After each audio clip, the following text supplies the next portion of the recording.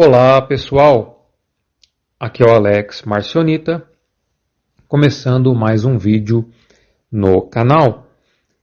A graça de Crestos a todos. Irmãos e irmãs, esses dias eu estive refletindo acerca do dualismo. Então, eu tenho alguns vídeos aqui no canal sobre isso. Mas eu realmente acho que nós, marcionitas, ou mesmo irmãos e irmãs que acompanham o canal e que não são marcionitas, eu acho que precisamos nos aprofundar nessa questão do dualismo, porque ela é essencial no marcionismo e até mesmo no cristianismo, digamos assim. Então eu estive refletindo sobre qual é a verdadeira antítese, sobre quais são os verdadeiros opostos. Tá? Então, por exemplo, os gnósticos vão dizer que a antítese mais importante é entre o conhecimento e a ignorância. Né? A humanidade estava em um estado de ignorância, pois havia esquecido a sua origem divina, e então o conhecimento desperta a centelha divina dentro do ser humano. Tá? Essa visão ela é gnóstica. Tá bom? Outro exemplo, os católicos. Os católicos e protestantes vão dizer que existe uma humanidade santa e uma humanidade pecadora. Né?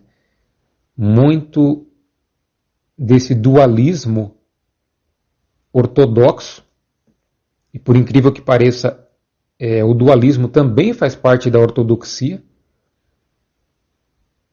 Não sei exatamente se eles assumem isso, né? Mas o fato é que faz parte. Por exemplo, em Apocalipse fala que Miguel estava batalhando contra Satanás. Isso é dualismo, pessoal. É dualismo. Eu não sei até que ponto os ortodoxos admitem isso, mas o cristianismo da Igreja Católica e Protestante, ele tem fundamentos dualistas. É claro que por ser monoteísta, eles não vão admitir isso abertamente, tá? Porque o dualismo, originalmente, ele é uma alternativa ao monoteísmo. Tá? E a gente vai chegar lá. Eu vou explicar direitinho essa questão. Mas, resumidamente, para os católicos e protestantes, a humanidade precisa alcançar um estado de santidade e quando ela se desvia desse caminho da santidade, ela se torna pecadora. Não é isso?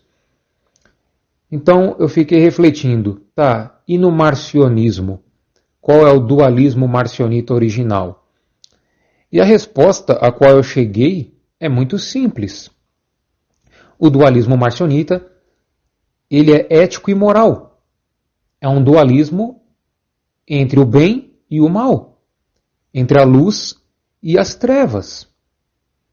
E talvez alguns discordem, porque se espalhou uma noção de que os marcionitas não enxergavam dessa maneira, né? Uma disputa entre o bem e o mal.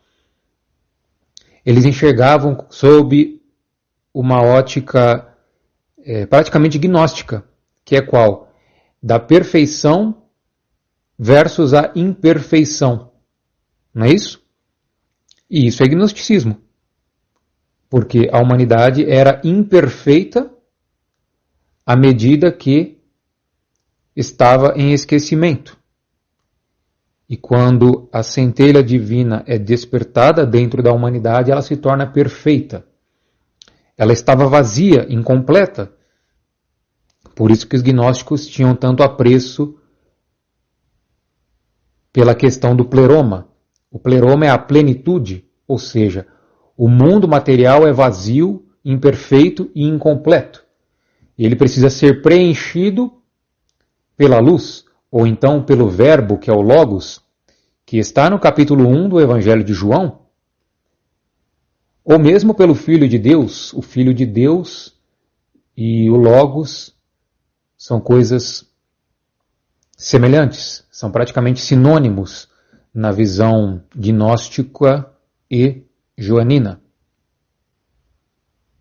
Ou então, algumas pessoas e estudiosos vão pegar a figura de Marcião e vão dizer, de maneira muito superficial, ao meu ver, vão dizer que Marcião ele era contra o Deus do Velho Testamento porque ele dizia que o Deus do Velho Testamento ele é justo e legalista. Ele tem uma lei severa e punitiva. Em partes eu concordo com esta visão, tá? Mas eu acho que ela é superficial. Ela não explica a coisa toda. E tem mais. A visão acadêmica que se formou em torno de Marcião, ela é muito dependente dos relatos dos pais da igreja. E sejamos honestos, os pais da igreja não tinham a menor intenção em retratar Marcião de maneira fiel. Eles eram inimigos de Marcião. Então, em muitas partes, por exemplo, em Tertuliano ou então Ireneu de Lyon, eles vão criar uma caricatura de Marcião, um espantalho, né? Então, assim, qual é a visão acadêmica sobre Marcião e que se espalhou? É de que ele dizia que existem dois deuses, o do Velho Testamento e o do Novo Testamento, e eles estão em disputa como se fosse uma luta cósmica, correto? E que Marcião rejeitava o Deus do Velho Testamento porque ele é um Deus justo, severo, legalista, e por vezes vão dizer que era um Deus imperfeito. Então aqui eu já vejo uma certa influência do gnosticismo na interpretação do marcionismo. E eu acho que quando isso acontece, se não tomarmos cuidado, é um problema. Porque interpretar Marcião com uma ótica puramente gnóstica é um erro metodológico. É um erro metodológico. Podemos utilizar os gnósticos para tentar entender o pensamento de Marcião? Sim, podemos. Mas Marcião não era gnóstico como Valentim, por exemplo. Eles tinham divergências em suas ideias. Logo, é um erro enxergar o marcionismo através de uma lente gnóstica. Porque Marcião não era mais um gnóstico. O marcionismo não é um puxadinho do gnosticismo. O marcionismo ele é autêntico, original. Percebem? Ele é um universo em si mesmo. Então a gente precisa garimpar diferentes fontes para entendermos e nos aproximarmos do pensamento marcionita. Tá? Então, assim, eu acho que criou-se uma caricatura em torno de Marcião e eu vejo isso como um grave problema. Tá? Um grave problema. Porque precisamos superar essa caricatura. E qual seria a nossa principal ferramenta? Além dessas fontes alternativas que eu falei, tá? Uma das ferramentas é estudar a história das religiões, é entender religiões até mesmo de outras localidades geográficas. Por exemplo, o zoroastrismo, que se desenvolveu na Pérsia, muito mais antigo que o cristianismo, por sinal, tá? Teria se desenvolvido entre o ano 1500 a.C. até 600 a.C. Ou então o budismo no Nepal, né, ao norte da Índia, por volta do ano 500 a.C. Ou mesmo escolas da filosofia grega, por exemplo, os estoicos, ou então os médio-platonistas, ou mesmo os hermetistas em Alexandria, que misturavam a escola de mistérios egípcia com o platonismo, que era a filosofia grega mais estudada, naquela época, e aqui eu estou falando do século I ao III depois de Cristo. Então sim, vale a pena. É necessário a gente conhecer o que estava acontecendo em outras regiões e em outros períodos, tá? Mas eu continuo achando que a principal fonte para entendermos Marcião é justamente o Evangelho de Lucas e as cartas de Paulo, tá? Porque eram os textos que ele utilizava. Então, ali vamos encontrar o pensamento de forma cristalina, as palavras do próprio Crestos e do próprio apóstolo. Percebe a diferença? Uma coisa é a gente ler os relatos dos inimigos de Marcião, os pais da igreja. Outra coisa é a gente olhar as palavras do Crestos e do apóstolo, tá? Então, qual seria a minha solução para este problema? Justamente precisamos entender o dualismo marcionita. Então, me permitam fazer duas correções nessa caricatura que criaram em torno de Marcião, tá? E aqui é a minha opinião pessoal. Vocês não precisam concordar comigo, tá? Mas as duas correções que eu faria. Primeiro, o marcionismo não se resume a uma batalha cósmica entre dois deuses, tá? Senão fica parecendo que de um lado você tem ali o Jeová e do outro lado Jesus, e eles estão brigando no céu com espada, né?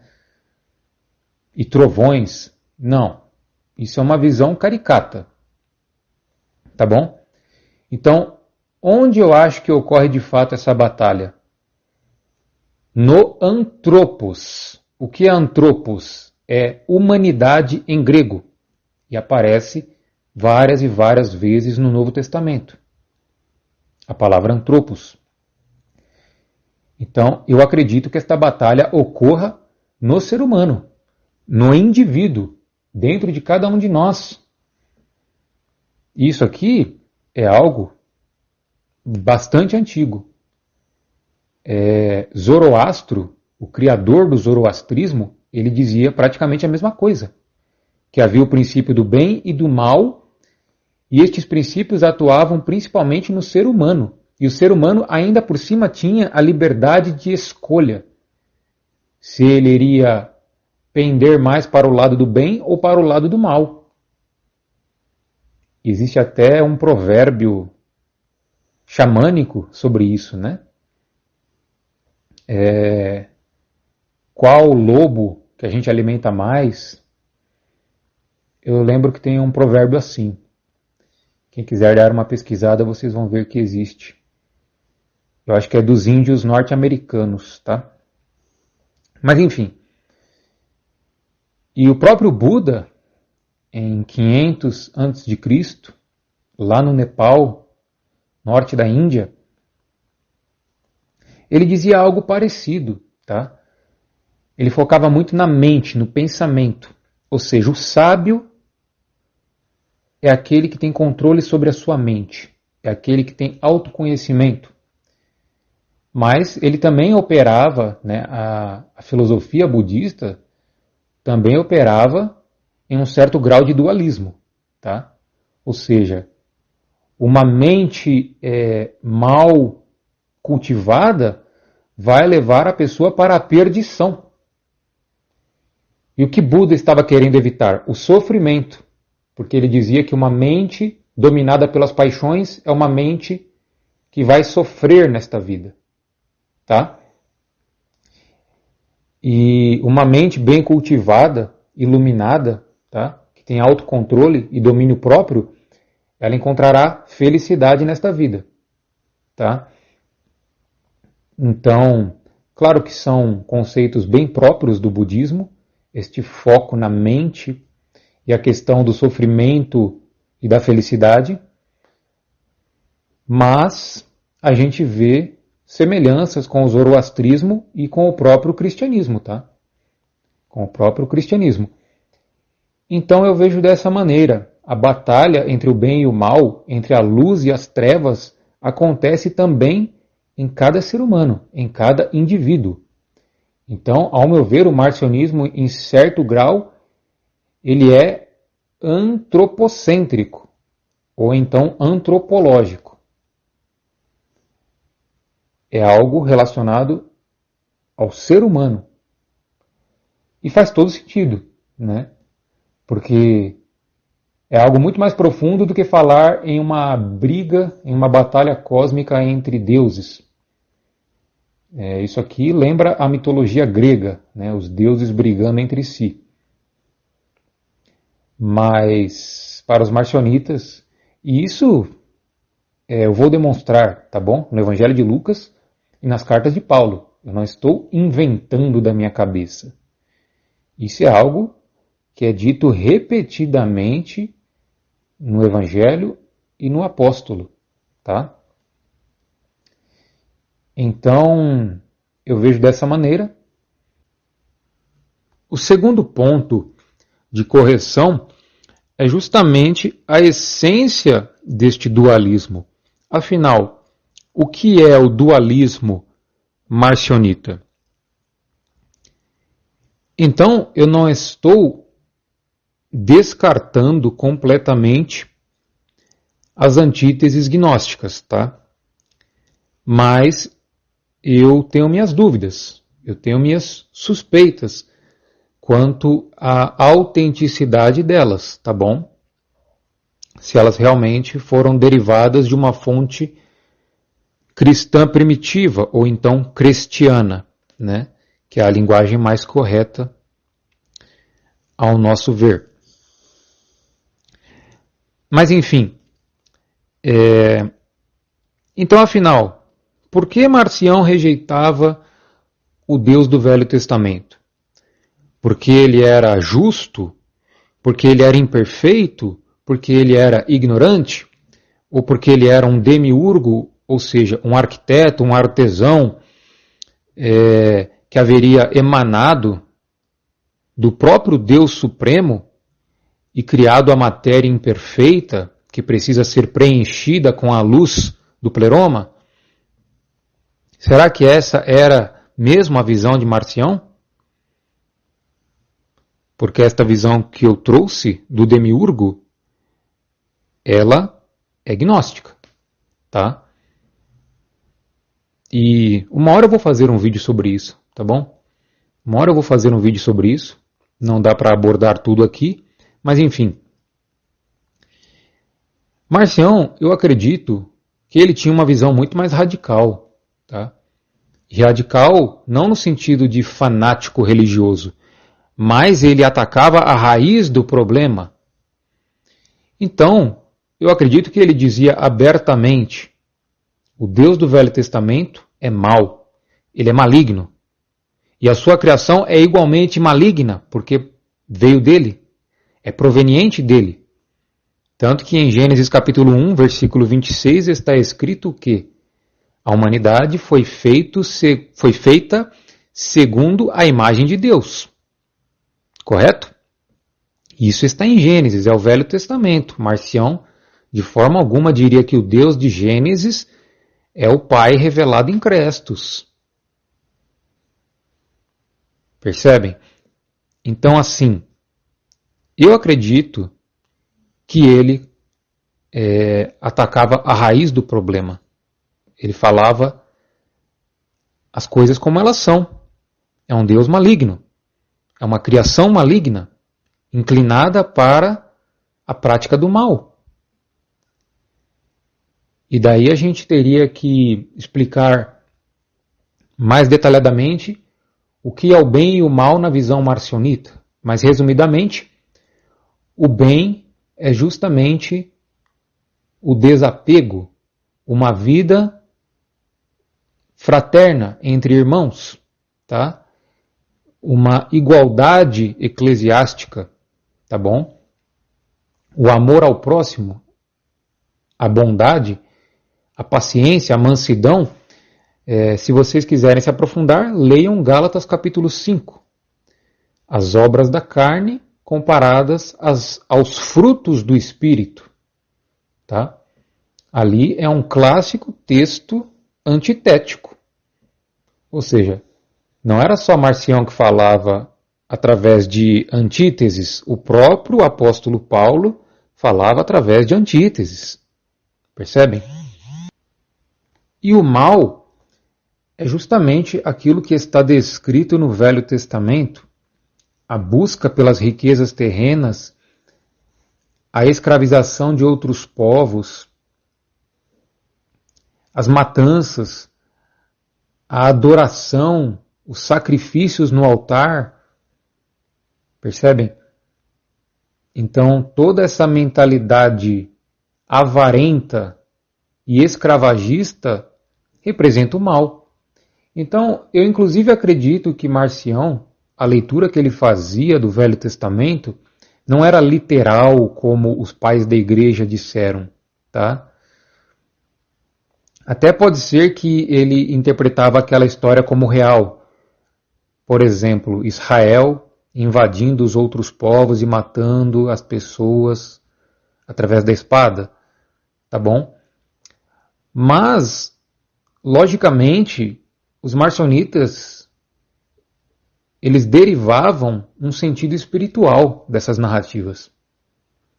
Ou seja, o que é a lógica sacrificial do Velho Testamento? Isso está em 1 Coríntios capítulo 10.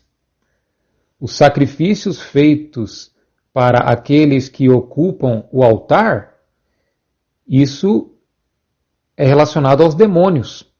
Os sacrifícios eram feitos aos demônios. Ou seja, a linguagem marcionita ela é espiritual. Logo, a interpretação do Velho Testamento necessariamente precisa ser espiritual. Percebem? Então, eu acredito que Marcion ele enxergava o Velho Testamento como um arquétipo, tá? O arquétipo, resumidamente, daquilo que é maligno. Percebem? Ou daquilo que é trevas. E isso simplifica muito, né, a coisa. Isso resume e simplifica a visão das coisas. Percebem? Então, além da antítese do bem e do mal, eu também acho que os marcionitas utilizavam muito a antítese da luz e das trevas, né? Porque isso aparece bastante no Novo Testamento. Então, eu acho que existem várias antíteses, por exemplo, entre a carne e o espírito, entre o velho e o novo, inclusive, e isso aqui eu acho que é algo bem original dos marcionitas, porque praticamente não vamos encontrar isso em outras filosofias ou religiões.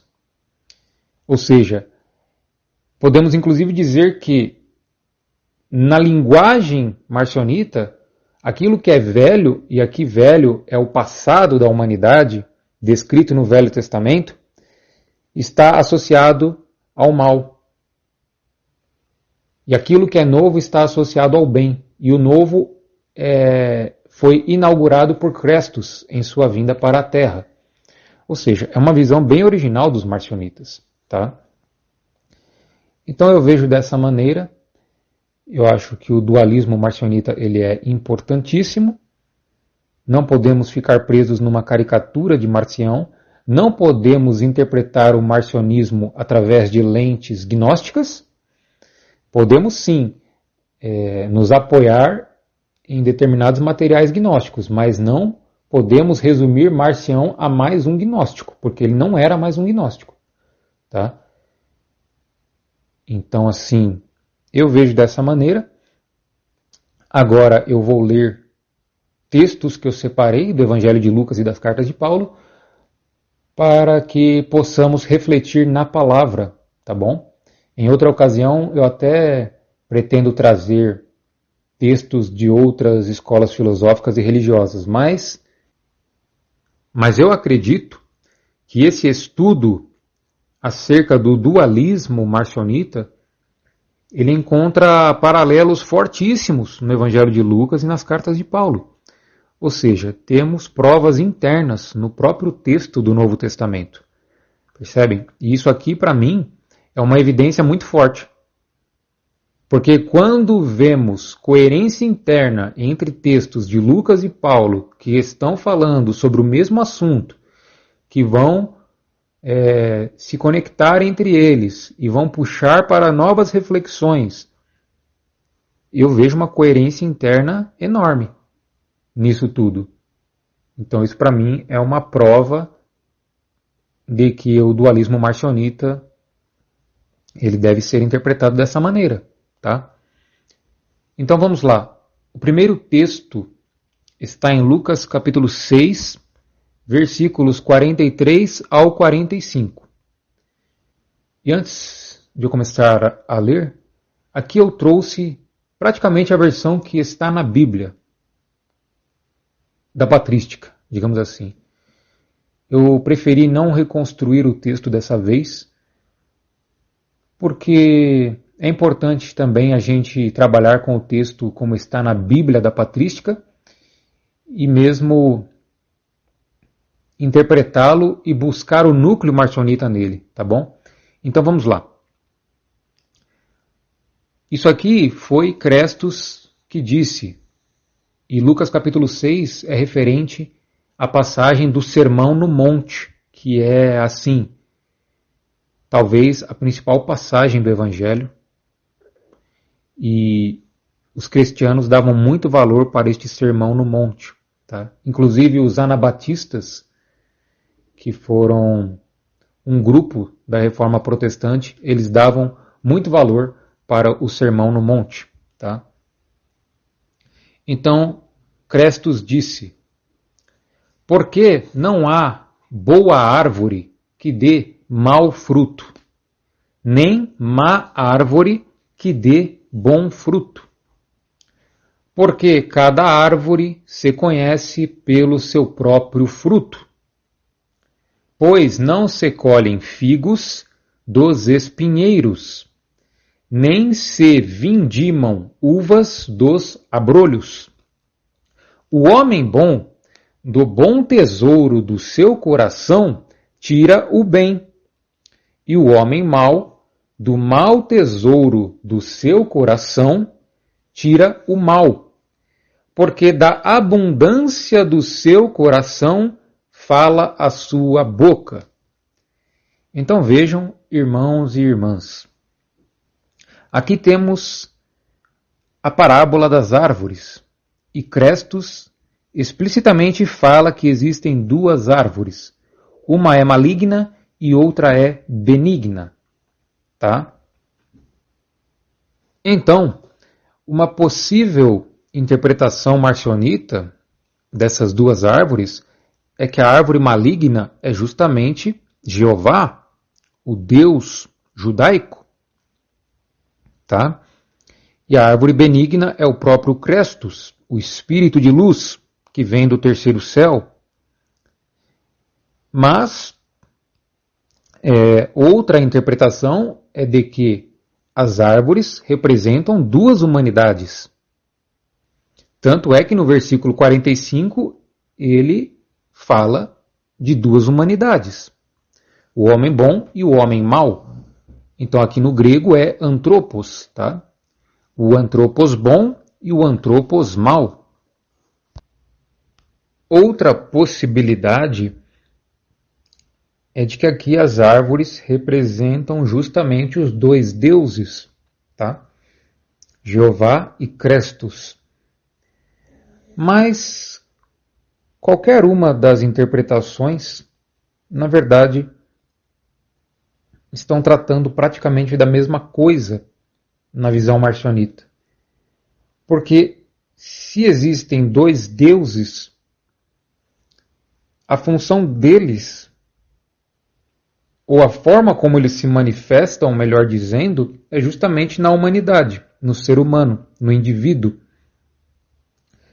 Então, falar de Jeová e Crestos, de certa maneira, estamos falando também da forma como eles se manifestam no indivíduo. Ou seja, o indivíduo que é guiado pelo Espírito de Jeová, ou então o indivíduo que é guiado pelo Espírito de Crestos. Tá?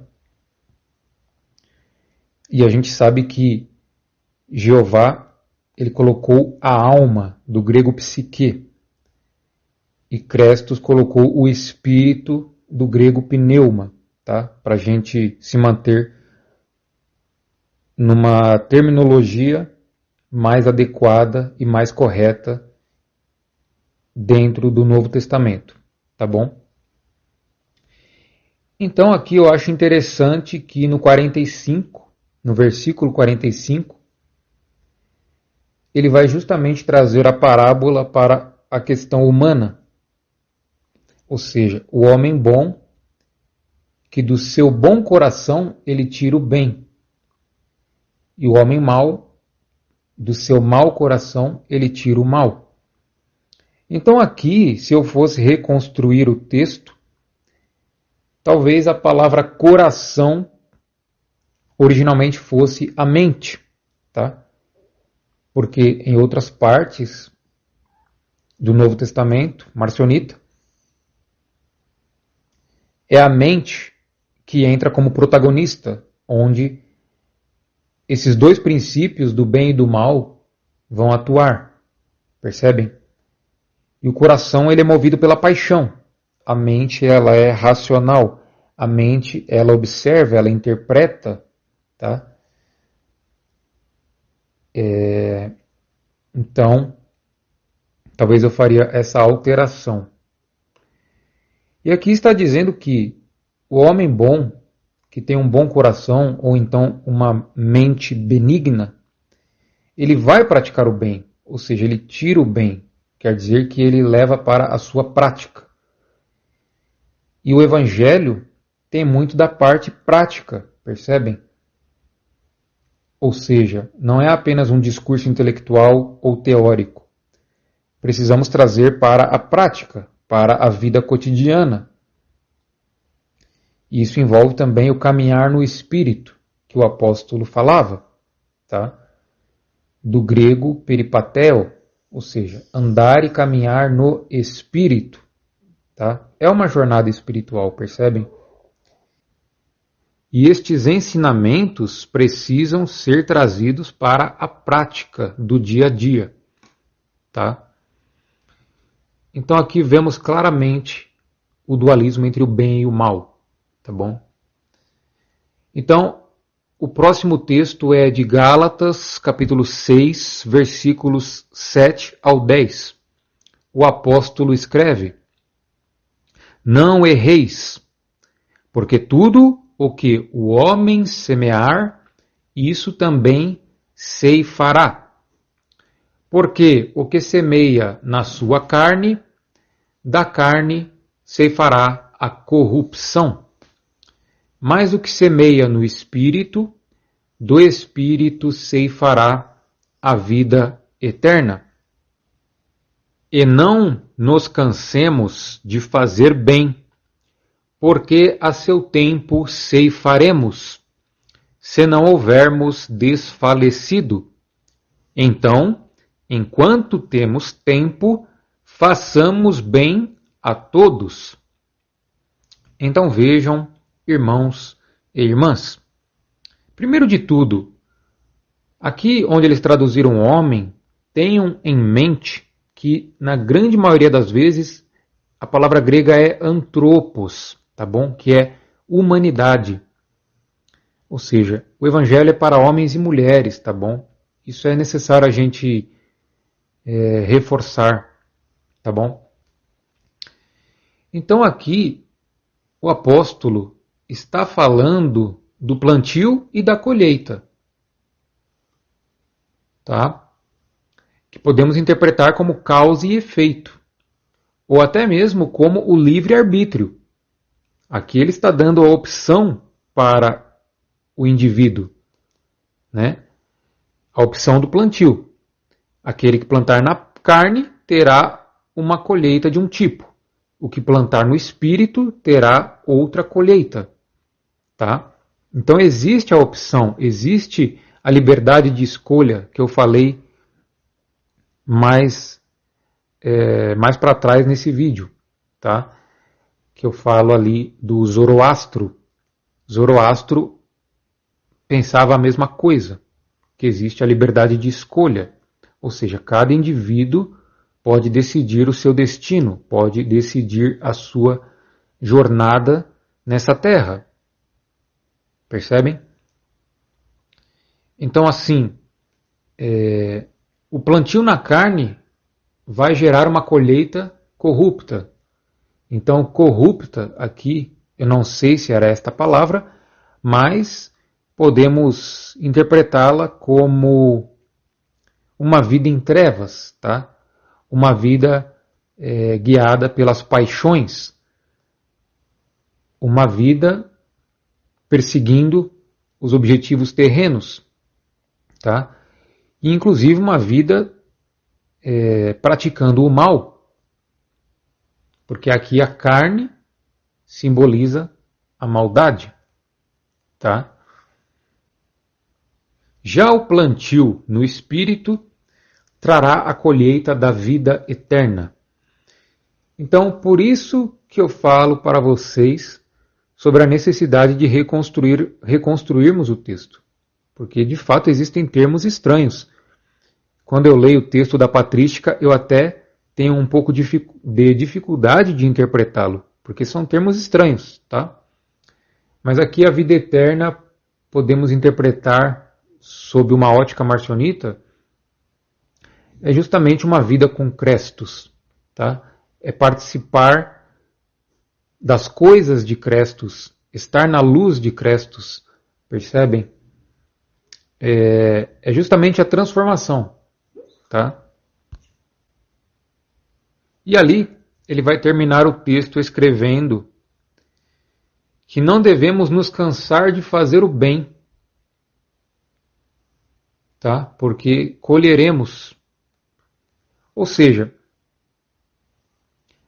quando ele fala sobre plantar no espírito, é como se ele estivesse falando que plantar no espírito é sinônimo de fazer o bem. Percebem?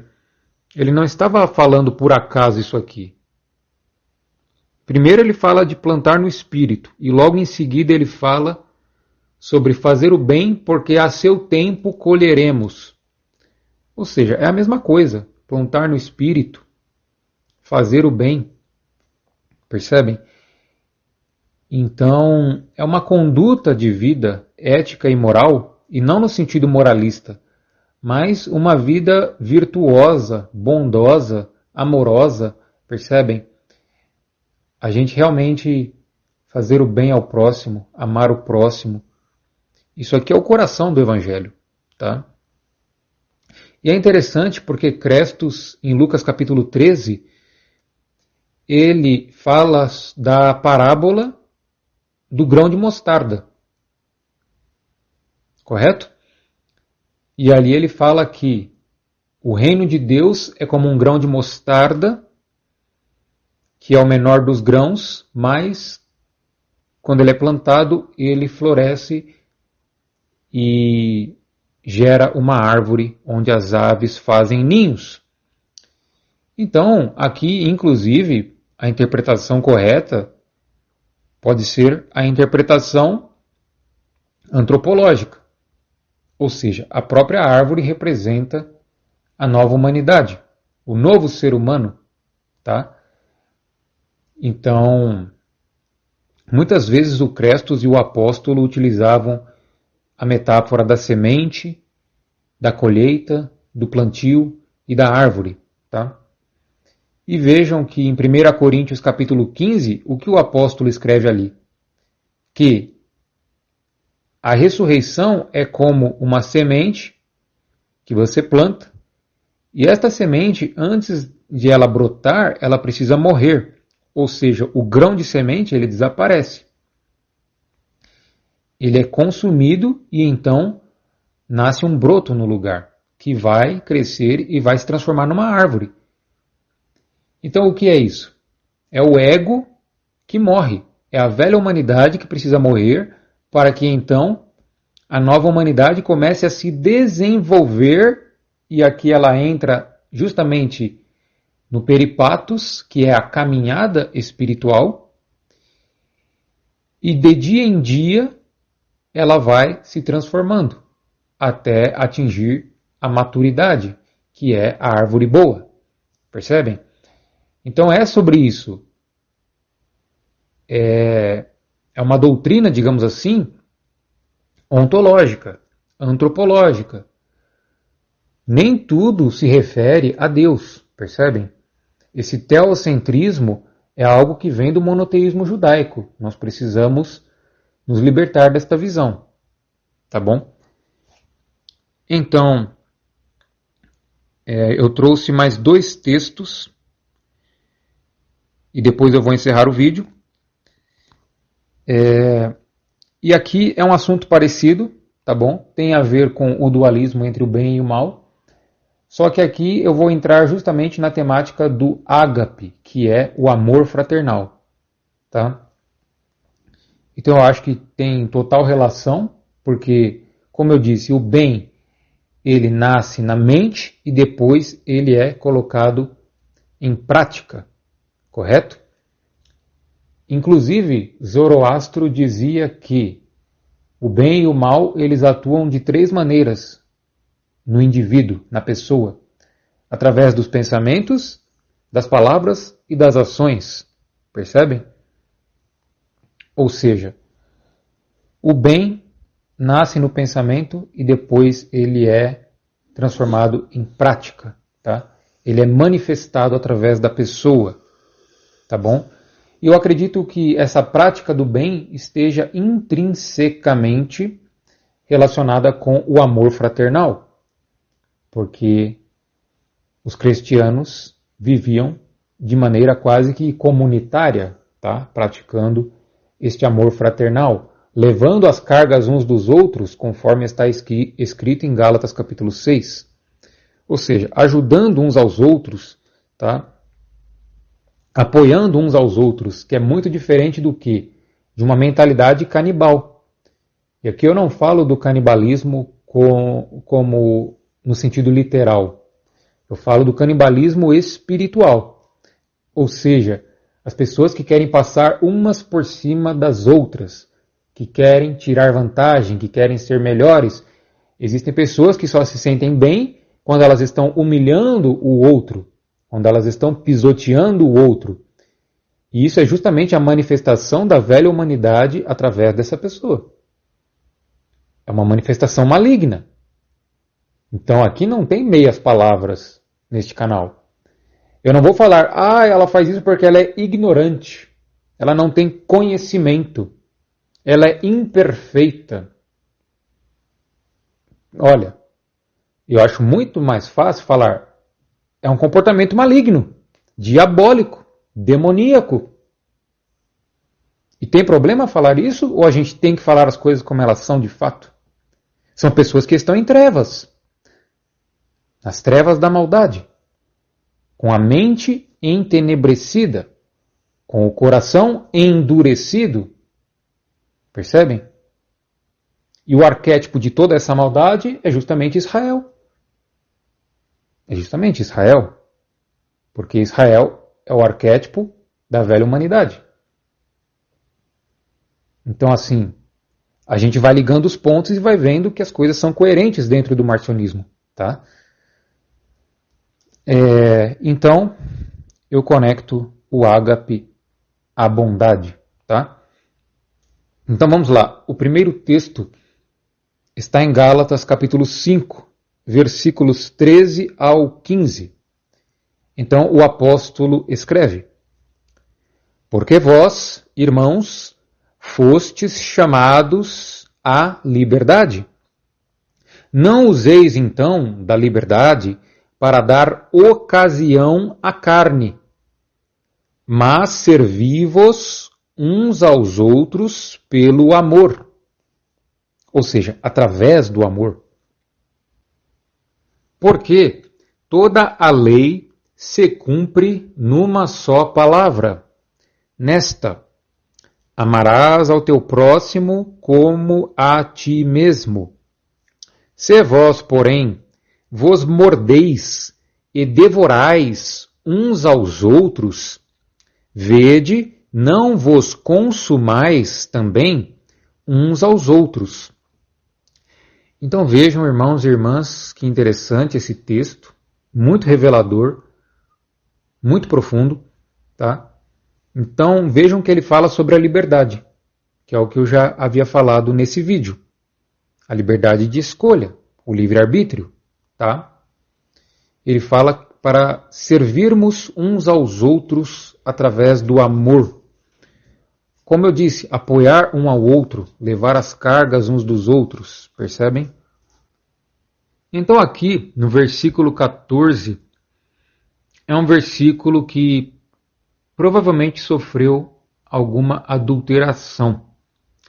Primeiro porque o apóstolo fala de lei. E lei do grego nomos, obviamente está associada ao Velho Testamento. Então aqui parece um enxerto para dizer que Paulo estava dizendo que o amor de Crestos é o cumprimento da lei de Jeová. Tá? Então, é uma interpretação possível. Tá? Ou então existe uma lei de Crestos que é o amor. Essa é outra interpretação. Tá? Só que a frase amarás ao teu próximo como a ti mesmo, ao contrário do que muitos pensam, e eu pensava assim, ela não é cristiana, porque ela foi copiada do Velho Testamento. E aqui eu agradeço ao irmão Igor School, porque ele trouxe esta informação em um comentário. É justamente uma frase que está no livro de Levítico, tá bom? Então, assim, eu não estou dizendo que o texto não falava algo parecido com isso. Pode ser que ele sofreu remendos, né, costuras. Mas eu acredito sim que o amor, ou então era outra palavra utilizada pelos cristianos, talvez a bondade, do grego Christotes, tá? Não sei exatamente. Mas o núcleo aqui eu acho que ele é original, tá bom? Ou seja, a palavra é amar, ou então a palavra é sejam bondosos uns com os outros. Percebem? Por mais que eles tenham colado aqui a frase do Velho Testamento, isso aqui para mim é uma forte evidência de enxerto, muitas vezes eles pegavam as palavras originais e faziam costuras para dar um tom mais veterotestamentário. Mas o texto original ele trazia algo parecido, percebem? É como se fosse um verniz que você passa por cima da madeira. A madeira está lá, né? Mas o que a gente vê é o verniz, percebem? Então, no versículo 15, ele fala justamente sobre o canibalismo espiritual, que é o que eu estava falando, tá? Ou seja, se vós, porém, vos mordeis e devorais uns aos outros, vede não vos consumais também uns aos outros.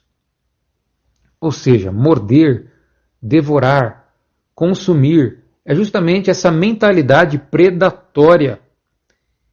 E ela resume todo o Velho Testamento, porque o Velho Testamento é isso. Israel invadia as nações e matava através da espada. Israel buscava riquezas e não tinha nenhum filtro ético, pessoal. Jeová permitia que Israel tivesse escravos humanos. Qual é a profecia de Isaías, capítulo 60, que trata da vinda do Messias, da era messiânica, da cidade de Jerusalém, que tem o nome espiritual de Sião?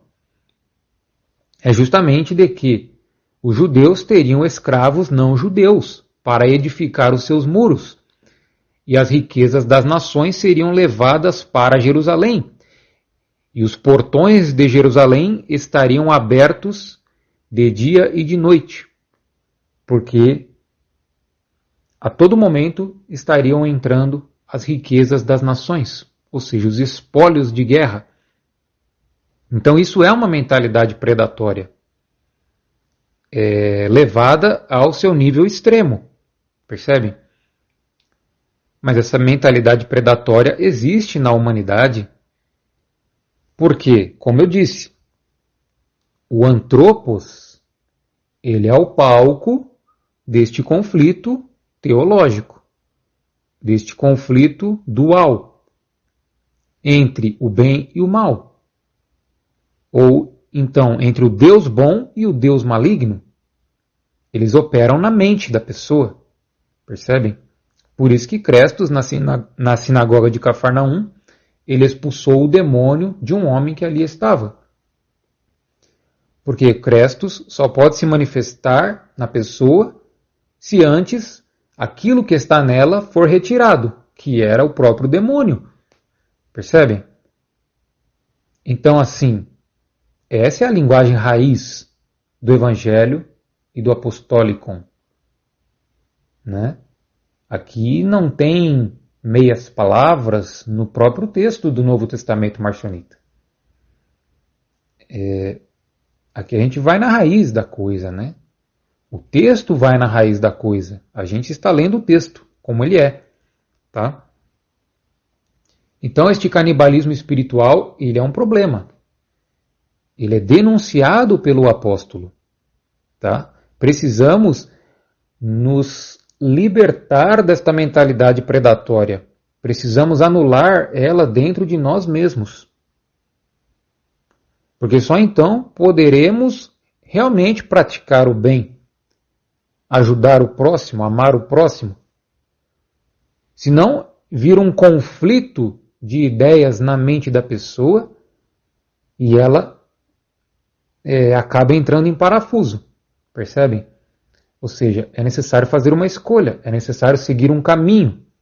Entrar neste caminho espiritual do peripatos e manter uma jornada dia após dia. É uma prática diária.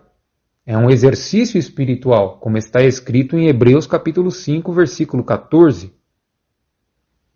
Ali ele utiliza a palavra gimnazo, do grego, que é uma ginástica espiritual. É a palavra que dá a origem ao português ginástica. É uma ginástica espiritual, é um exercício espiritual, é uma prática cotidiana, percebem?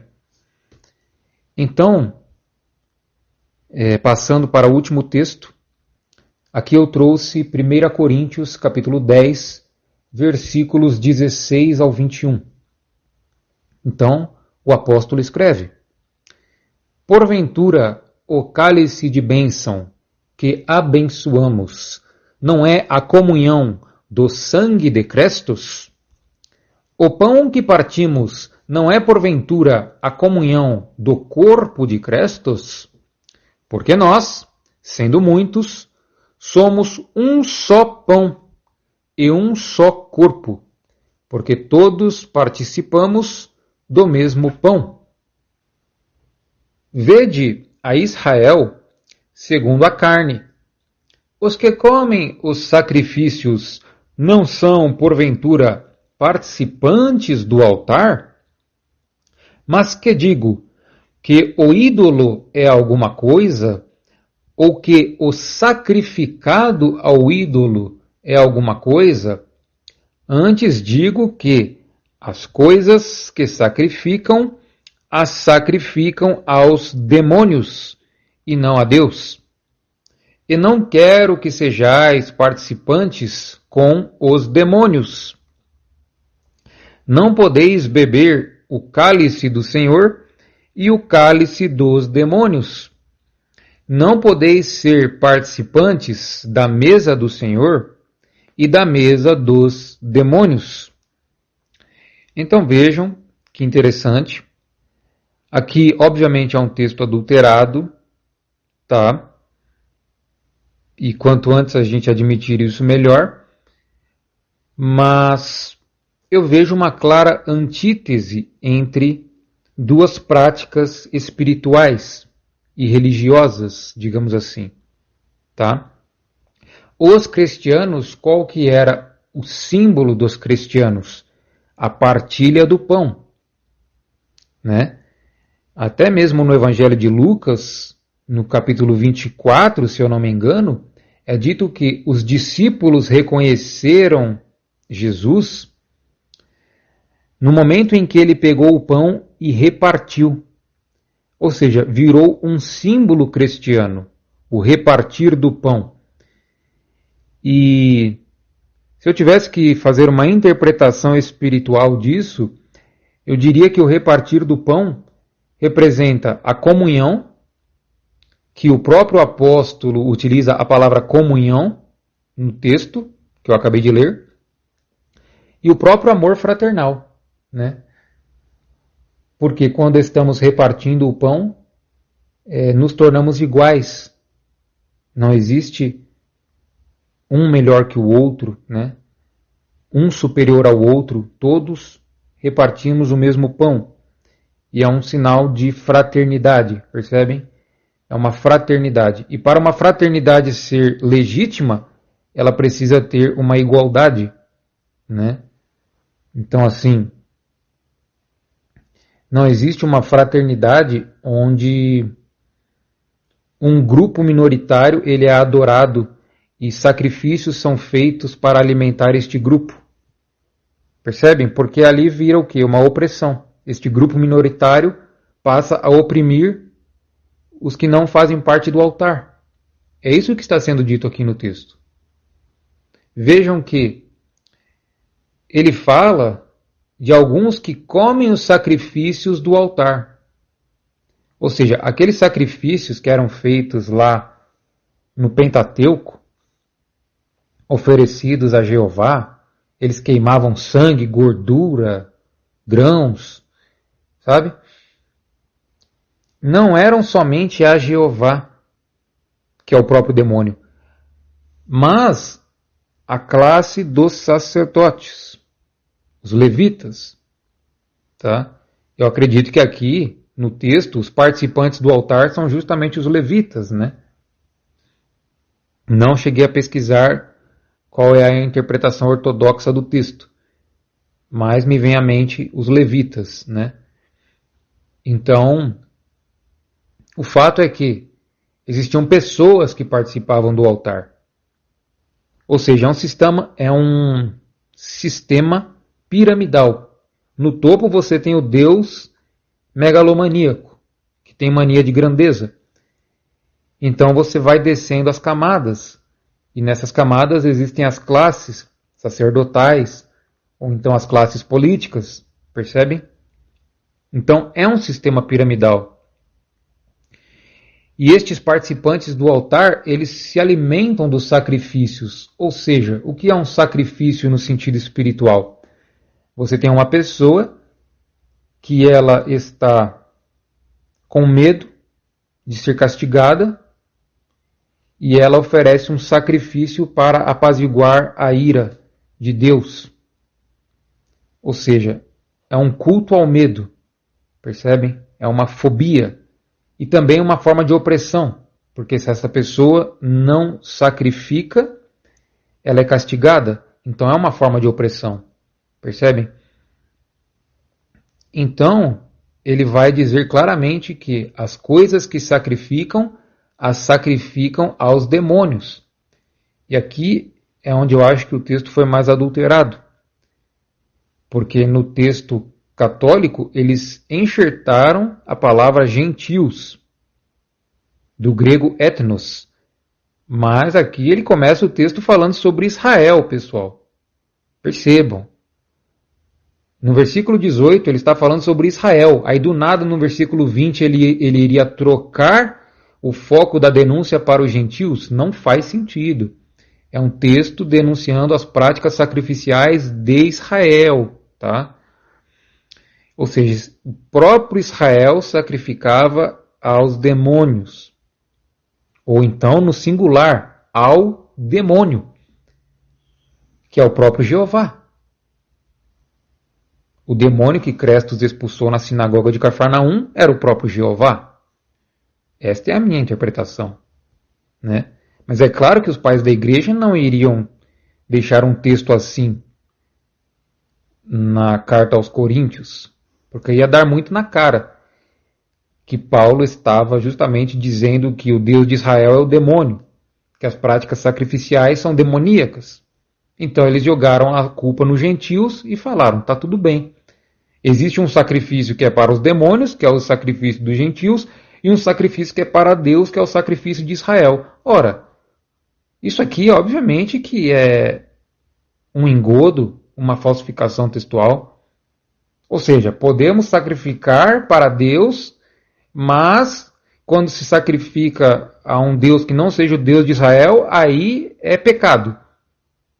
Olha o nível de hipocrisia. Eu estou chamando a atenção porque isso aqui é uma hipocrisia gigante, entendeu? É uma hipocrisia absurda que as pessoas aceitam. As pessoas aceitam, não refletem, e depois nós somos os hereges, os loucos, sabe? Então eu digo para vocês, todo sacrifício é ao demônio. Não tem essa. Uns sacrificam aos demônios, outros sacrificam a Deus? Não.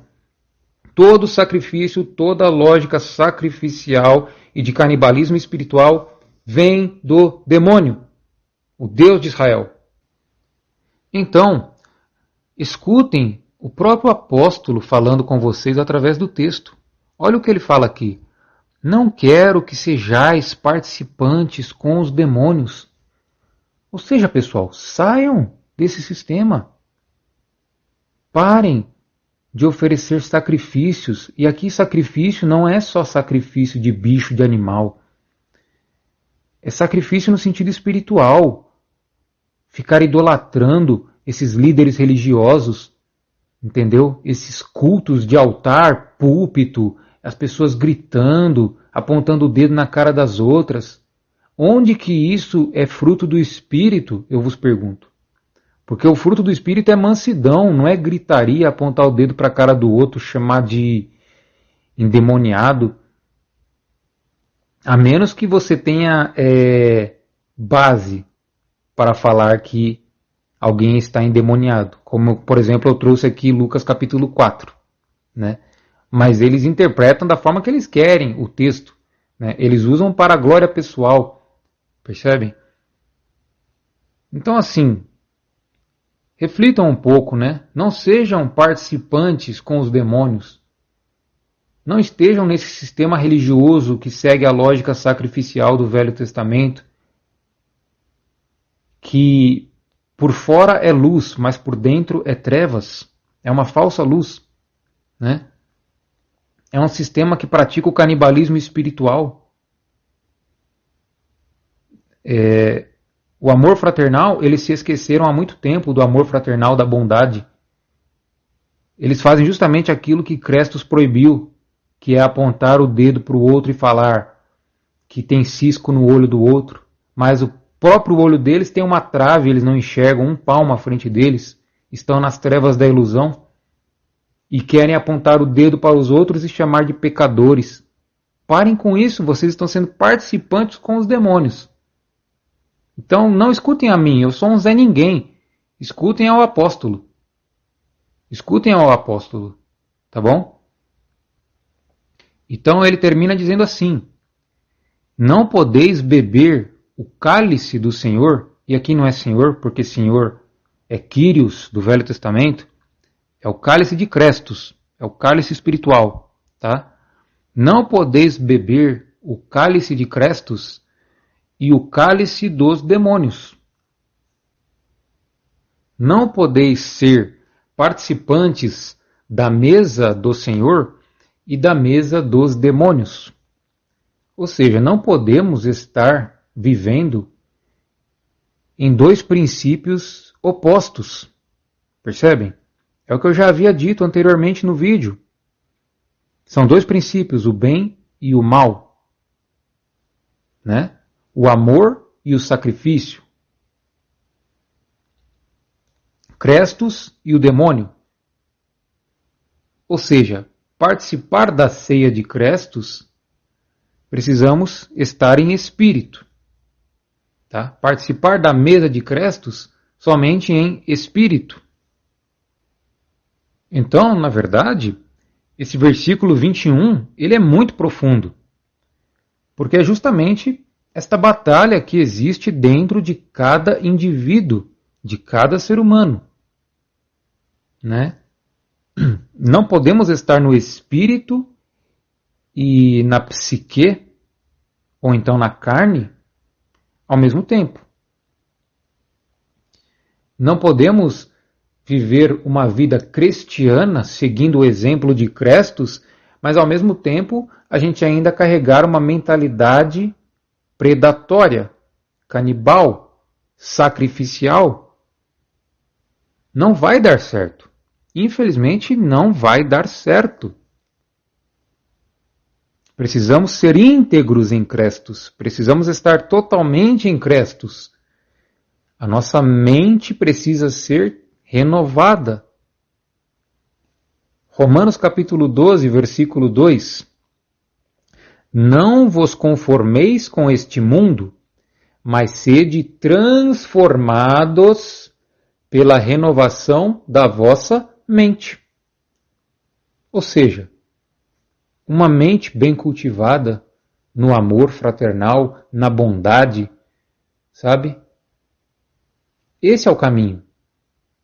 Esse é o caminho raiz dos cristianos e também dos marcionitas, né? Então, eu fico por aqui. Eu espero que este vídeo tenha levado luz e entendimento a todos. Eu não sou o dono da verdade. Eu espero que todos fiquem bem, na graça de Crestos. Se quiserem, podem comentar e eu vou ler e responder quando eu tiver tempo. E pretendo trazer mais estudos aqui no canal, mas vamos seguindo no caminho de Crestos. É muito importante a gente estar estudando a palavra de Crestos e do apóstolo, tá? É bem importante. As outras fontes também são importantes, tá? É importante a gente conhecer outras fontes, outras filosofias e religiões, mas não podemos nos afastar da palavra de Crestos, porque ela é a essência da coisa, né? Ela é a pérola, tá? Que mais brilha, tá bom? Então, eu fico por aqui e até a próxima.